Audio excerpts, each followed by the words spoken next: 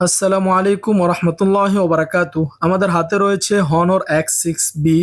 এই ফোনটি নিয়ে আজকে আমরা বিস্তারিত আলোচনা করব এবং জানবো এই ফোনটিতে কি কি রয়েছে। হনরের আগে যেই মডেলটা ছিল সেটা হচ্ছে X6A। এখন তারা নতুন করে মার্কেটে নিয়ে আসছে Honor X6B। তো কিছুক্ষণের মধ্যে আমরা এই ফোনটিকে আনবক্সিং করব এবং বিস্তারিত এই ফোনটি সম্পর্কে জানবো। ততক্ষণ পর্যন্ত এখনও যারা আমার চ্যানেলটিকে সাবস্ক্রাইব করেন নাই, অনুগ্রহ করে চ্যানেলটি সাবস্ক্রাইব করে দেন। আর যারা অলরেডি করেছেন তাদেরকে অসংখ্য ধন্যবাদ। তো আমরা বক্সটি আনবক্সিং করলাম, আপনারা দেখতে পাচ্ছেন আমাদের হাতে ফোনটি রয়েছে। ফোনটা আমরা সাইডে রাখবো, এখন দেখবো এই ফোনটার বক্সের মধ্যে কি কি রয়েছে। তো আমার কাছে মনে হচ্ছে বক্সের মধ্যে তেমন কিছুই থাকবে না, একটি কেবল ছাড়া আর একটি সিম রিজেক্টর। আপনারা দেখতে পাচ্ছেন আমার ভাবনাটাই সত্য হলো, এর মধ্যে রয়েছে একটি ইউএসবি টাইপ সি এবং একটি সিম রিজেক্টর। এর মধ্যে কোনো কাভার নাই, অ্যাডাপ্টার নাই, হেডফোন নাই। স্যামসাং এর মতো শুরু করে দিয়েছে হনারও, এটা একটি দুঃখজনক বিষয় ছিল। তো এখন আমরা এই ফোনটার ডিজাইন নিয়ে কথা বলবো। আমরা যদি এই ফোনটার ডিজাইন নিয়ে কথা বলি, হনর সবসময় তাদের ডিজাইন নিয়ে কমতি করে না, তারা খুব সুন্দর ডিজাইন করে থাকে। খুব ভালো মনে হচ্ছে আমার কাছে যে ডিজাইনটি। X6 এর যে ডিজাইনটা ছিল সেটা ছিল আপনার চারটা ক্যামেরা বাহিরে ছিল, কিন্তু এটার ডিজাইনটা চারটা ক্যামেরা একসাথে ফ্ল্যাট ক্যামেরা রয়েছে। এই ফোনটা আপনার ওজন রয়েছে 192 গ্রাম, যেটা আমার কাছে একটু ওজনটা বেশি মনে হলো। তারপর ঠিকঠাক আছে, হালকা একটু ওয়েটটা একটু বেশি মনে হলো। আর এই ফোনটার যে বাটনগুলো রয়েছে, সুইচগুলো রয়েছে, সেগুলো প্রেস করার সাথে সাথে আমার কাছে একটু হার্ড মনে হয়েছে। অন্য অন্য সময় যে একটু সফট থাকলো, এবার আমার কাছে এই বাটনগুলো একটু হার্ড মনে হয়েছে। এটার একটু বেটার কোয়ালিটি করা যেতে পারতো। তো আমরা বলবো আপনারা এদিকে একটু খেয়াল রাখবেন, যখন পরবর্তীতে কোনো মডেল নিয়ে আসবেন একটু খেয়াল রাখার দরকার। আর গ্রিপসটা আমার কাছে ঠিকঠাকই মনে হয়েছে, কোনো সমস্যা নাই। ডিজাইন গ্রিপস সব ঠিকঠাক আছে।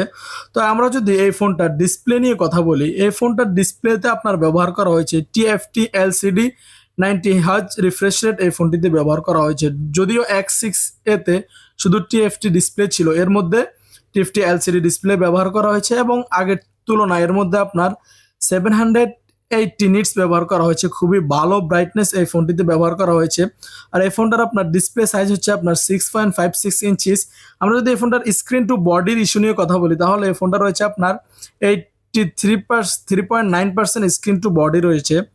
আর আমরা যদি এই ফোনটার রেজলিউশন নিয়ে কথা বলি, খুবই অসাধারণ রেজলিউশন ডিসপ্লে কোয়ালিটি এই ফোনটিতে রয়েছে। সেটা হচ্ছে 720 পিক্সেল বাই 1612 পিক্সেলের রেজলিউশন রয়েছে এবং অলওয়েজ অন ডিসপ্লে এই ফোনটিতে রয়েছে।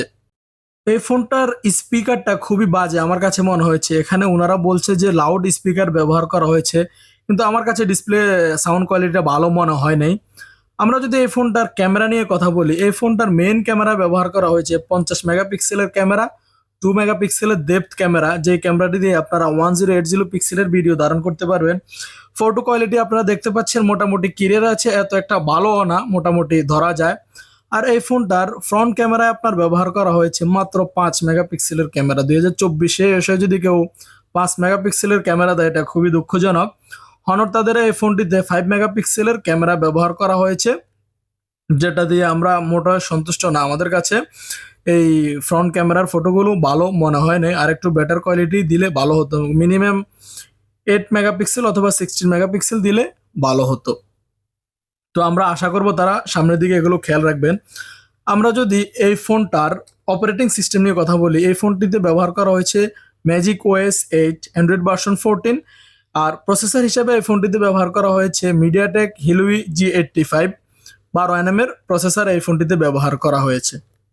আর এই ফোনটিতে আপনারা বড় ধরনের একটা ব্যাটারি পেয়ে যাবেন, সেটা হচ্ছে 5200 mAh এর ব্যাটারি এই ফোনটিতে আপনারা পেয়ে যাবেন এবং 35 ওয়াটের ফাস্ট চার্জিং পেয়ে যাবেন।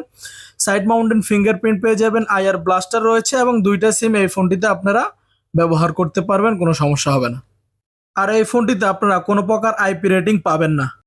এই ফোনটিতে রয়েছে চমৎকার চারটি কালার অ্যাভেলেবেল, সেটা হচ্ছে midnight black, forest green, স্ট্রে purple এবং ওয়াশান সিয়ান এরকম নামের আরেকটা। ওই কালারটা আমাদের কাছে অ্যাভেলেবেল নেই। এই চারটা কালার আপনারা এই ফোনটিতে পেয়ে যাবেন।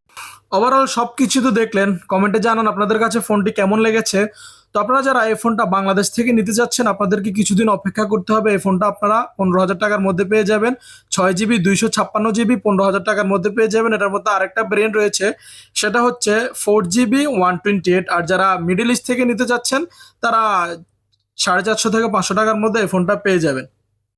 আমার এই ভিডিওগুলো অনেক ভাই মালয়েশিয়া থেকে, সিঙ্গাপুর থেকে আমাদের প্রবাসী ভাইরা দেখেন। তাদেরকে অনুরোধ করব, আমি আপনাদের প্রাইসটা কনফার্ম বলতে পারছি না, আপনারা কনভার্ট করে নিতে পারেন এই প্রাইসের সাথে, 19-20 হতে পারে। অসংখ্য ধন্যবাদ পুরো ভিডিওটি দেখার জন্য। আশা করি আপনাদের কাছে ভিডিওটি ভালো লেগেছে। যদি ভিডিওটি ভালো লাগে অবশ্যই আমার চ্যানেলটিকে সাবস্ক্রাইব করুন।